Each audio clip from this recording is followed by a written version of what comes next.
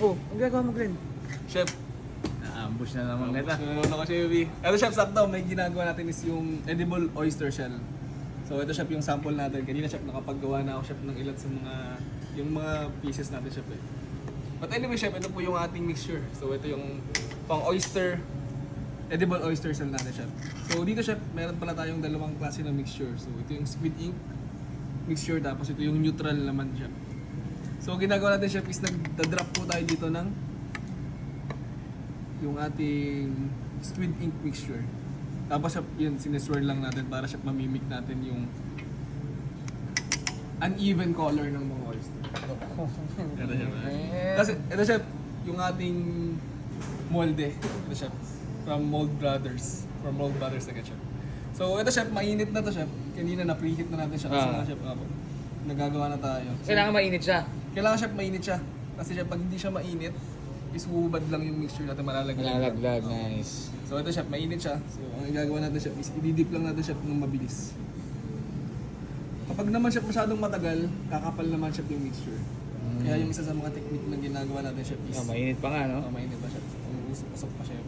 So, yun, Chef, yun yung gusto natin ma-achieve. So, uneven yung mga colors para mamimik natin, Chef, yung mismong tulad ng oyster. Chef, isa pa nga palang important part is kailangan, Chef, ma-rest. Parang yung mixture natin, Chef, is maluto ng maayos. And hindi siya basta-basta bumitaw kapag nandun na sa oil. Ito, Chef, malamig. Just for makita natin, Chef. So, ididip ko siya, Chef. Ayan, Chef, yung kaibahan. Hindi siya kumakapit agad, no? Hindi siya kumakapit agad. Unlike, dito, Chef, na sample natin ng una. And ito, Chef, yung example ng kumapit agad, Chef. So ito, Chef, tapos na natin i-rest. So, i-fry na natin siya para makabuo na tayo ng oyster. Ito, Chef, i-dip na natin sa oil.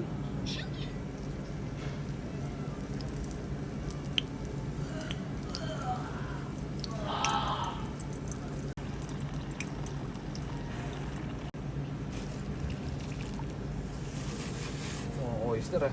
So, Chef, yun nga, Chef, yung katulad na sinasabi natin, yung uneven, Chef, na mga kulay para mamimik natin yung mismong oyster. So, oyster. Ito, Chef. Kevi, by the way, congratulations pala, Chef, kasi nakakuha ka ng award tsaka recognition. Congrats, Chef. Thank you, thank you. Yes, Chef.